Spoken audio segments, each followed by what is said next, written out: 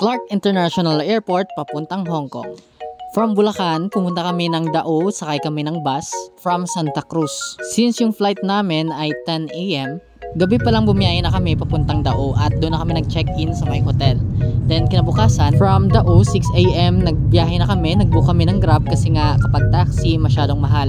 Mas okay pag Grab. At isa pa parang mahirap kasi kapag wala kang sasakyan papuntang Clark International Airport. At wala ring direct na biyahe papuntang Clark International Airport. Sasadyain mo talaga. Kaya yung Grab yung best option para makarating ng Clark. At yung total na binayaran lang namin is 300 pesos from Dao papuntang Clark. Kaya kaysa mag-taxi, mag-Grab na lang kayo, makakalis pa kayo ng 200 pesos. Kasi yung singil sa may taxi, 500 pesos. Ayan, sabihin nyo lang sa may Grab driver na ibaba lang kayo sa may departure kasi nga aalis kayo from Clark to Hong Kong or saan mang bansa kayo. At ito nga bubungad sa inyo, merong CRK na nakalagay, pwede tayo dito magpa-picture. Sa pagpasok sa airport, mapapawaw ka talaga sa sobrang ganda ng kanilang mga disenyo dito kasi nga bago. Sobrang lawak at sobrang friendly na mga staff dito. Isa pa, hindi siya super crowded. Pwede kayo dito magtanong sa may information kung saan banda yung check-in counter para sa inyong flight. Tapos ituturo lang sa inyo kung anong letter ang inyong check-in counter. Nandito tayo ngayon sa may Clark International Airport at sa nakikita nyo sobrang ganda.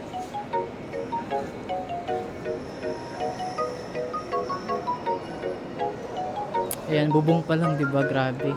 Tapos sobrang lawak at kaunti pa lang yung tao kasi alas 7 pa lang. So ngayon gagawin namin, mag-check-in kami sa may Hong Kong Express kasi yun yung airlines namin, Hong Kong Express papuntang Hong Kong. After check-in, babayad tayo sa may travel tax. Tapos punta sa immigration. Sana makaano kami. Oh, magiging smooth yung ano namin. Yung travel, tsaka yung ano dito, ano sa immigration. At ito yung may self-check-in.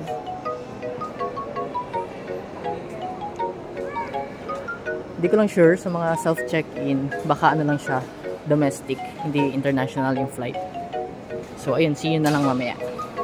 Ayan, since maaga kami, medyo sarado pa yung check-in counter namin. At ang kagandahan dito, naka-arrange na rin kung ikaw ay naka-online check-in, naka-you first, at naka-actual check-in lang. So, dyan ka pipila. Since sarado pa, CR tour muna tayo. Sobrang linis at napakabango ng CR dito sa Clark International Airport. Grabe, sobrang linis. Tsaka mayroong mga bidet at kumpleto lahat sa mga gamit natin in case tawagin kayo ng inang kalikasan. Sa gilid ng check-in counter, nakita namin dito yung timbangan. So timbang muna natin yung gamit natin kasi nga stricto si Hong Kong Express para sa ating mga bagahe. Make sure walang sobra at naka 7 kilos lang kung ano yung nabook natin.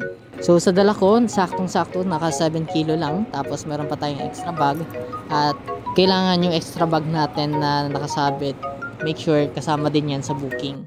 Sa pag-check-in, since nakapag-check-in na kayo online, doon kayo pipila sa my online check-in. Tapos bigyan nyo lang inyong passport at yung online check-in. Kahit cellphone lang ipapakita nyo. Then proceed tayo sa my travel tax counter at babayaran natin bilang passenger ay full travel tax na sa 2,700 at kapag economy class passage naman 1,620 at standard reduced travel tax naman 1,350 para sa first class passage and economy class naman ay 810.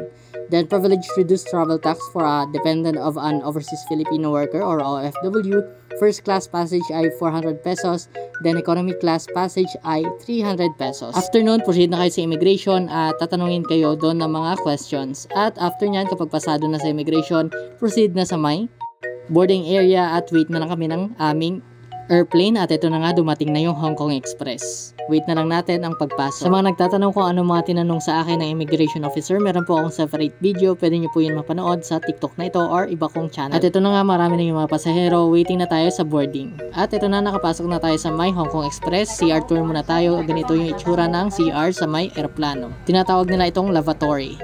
So yan, kapag mag-flash, pindutin nyo lang yan at grabe yung buhos. Ayan. Ayan, grabe yung pressure pababa. Then, syempre, after gamit, ugaliin nating isara para sa susunod na gagamit. At ito yung salamin nila, napakalinis. At ito na, nakaupo na tayo at waiting na tayo sa pag-take off. Puntang Hong Kong.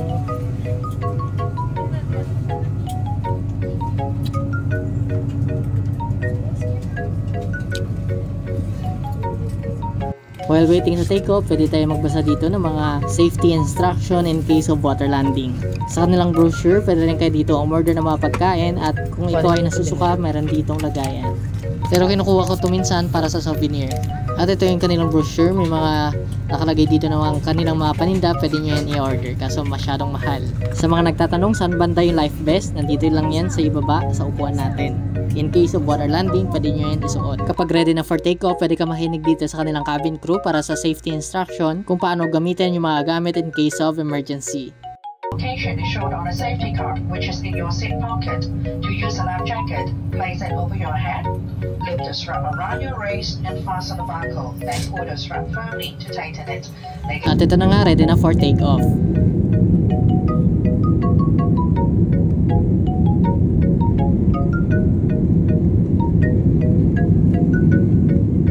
Ang Hong Kong Express parang kagaya lang din siya ng Cebu Pacific, pero ang kaganda lang dito ay smooth yung mga transaction dito sa may Hong Kong Express at maigpit lang sila sa ating mga dala. Kaya kung gusto nyo pumunta ng Hong Kong, pwede ko i-recommend sa inyo ang Hong Kong Express. Pwede kayo mag-book sa my Klook gamit yung referral code ko na Ryan Magalona for 5% discount. Sa mga nagtatanong kung magkano ko nakuha yung ticket na ito from Clark to Hong Kong, ay base fare niya po ay 500 pesos. Bukod pa po doon yung ibang mga charges. So kung i-total natin lahat, yung papunta pa lang per head ay 2,300 namin na bayaran. Kung round trip yung ticket mo, nasa kulang-kulang 5,000 yung babayaran mo per head. Nung galing pa kami sa may Clark, chinek namin yung weather sa Hong Kong, umuulan siya at ito na nga ngayon, malapit na kami sa may Hong Kong at nararanasan na namin yung pag-ulan at may mga turbulence na nagaganap. And finally, nalampasan din namin yung turbulence sa may taas at yung pag-ulan doon at ready na kami for landing.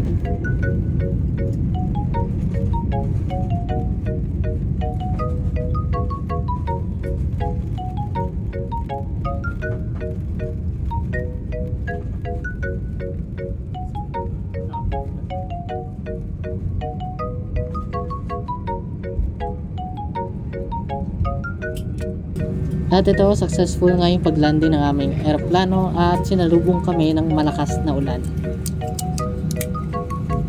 大家好，歡迎嚟到香港，現在為當地時間中午12點42分，外面溫度為攝氏表嘅31度。